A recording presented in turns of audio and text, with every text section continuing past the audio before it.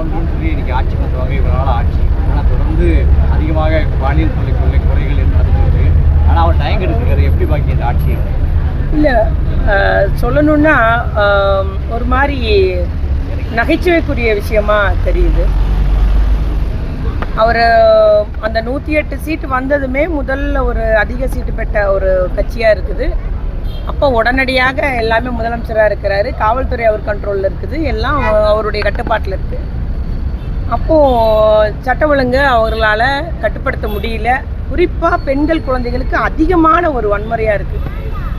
அதுவும் நிறைய இடங்கள்ல அவர்களுடைய நிர்வாகிகளே ஈடுபடுறாங்க.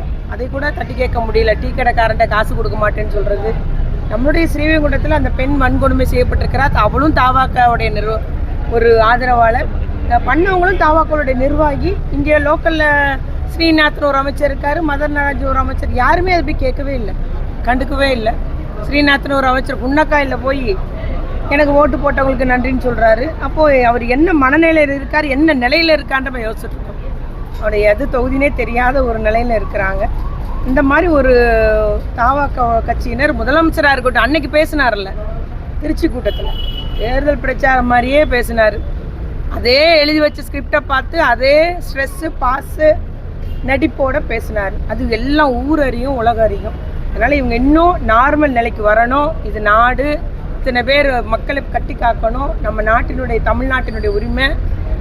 ஒன்றுமே சொல்லலையே. வந்தே மாதரம் பாட்டு ஏன் பாடுறீங்கன்னா, இல்லை பாட மாட்டோன்னு சொல்ல முடியல. கேரளாவில் உள்ள ஒரு மினிஸ்டர் சொல்கிறாரு, அந்த சர்க்குலரில் அது கட்டாயம் இல்லை, வந்தே மாதரம் பாடுறது ஆப்ஷனல் இருக்குது. அப்போ ஏன் நீங்கள் இம்ப்ளிமெண்ட் பண்ண முடியல? அதுக்கு போய் அங்கே போய் பெட்டிஷன் கொடுத்தேன்னாரு. ஸோ எதை குறை சொல்கிறதுன்னு தெரியல. ஆனால் அவர் 6 மாதம் டைம் கேட்காரு, எதையும் குறை சொல்லாதீங்கன்னு சொல்கிறாரு. அதுக்காக நடக்கிற கொலைகளையும் கொள்ளைகளையும், பாலியல் வன்கொடுமை, 3 வயசு சிறுமி, 61 வயசு பாட்டியம்மா, 11 வயசு சிறுமியெல்லாம் நடக்கிறத நம்ம கேள்வி கேட்காம இருக்க முடியாது. அதனால் எதிர்க்கட்சி, ஒரு வலிமையான எதிர்க்கட்சியை எங்களுடைய சட்டமன்ற எதிர்க்கட்சி தலைவர் திரு உதயநிதி அவர்கள் இருக்காங்க, எங்களுடைய தலைவர் இருக்கிறார்கள். அத்தனை பேரும் நிச்சயமாக குற்றங்குறைகளை, அவர்கள் செயல்பாட்டில் உள்ள குறைகளை சுட்டி காட்டுவது தான் எதிர்க்கட்சிகளுடைய கடமை என்ற முறையில் நாங்கள் சுட்டி காட்டி கொண்டு இருக்கோம். கடந்த 10 ஆண்டுகளாக உங்களோட கூட்டணி கட்சியை பயணிச்சவங்க இன்னைக்கு உங்களுக்கு எதிர்ப்பு விமர்சனங்களை முன்வைக்கப்படுது, எப்படி பார்க்குறீங்க? கூட இருந்துகிட்டே குழி தோண்டிட்டு இருந்திருக்காங்கன்னு தெரியுது. துரோகன்றது எங்களுடைய தொண்டர்களுடைய கருத்து. விவசாயிகள் பல்வேறு கட்ட போராட்டங்கள் அறியும். அதாவது தேர்தலுக்கு முன்பு ஒரு நிலைப்பாடு, தேர்தலுக்கு பின்பு தாவைக்க ஒரு நிலைப்பாடு எடுத்துட்டு விவசாய சங்க சார்பாக பல்வேறு போராட்டங்கள் இன்னைக்கு தமிழகம் முழுவதும்.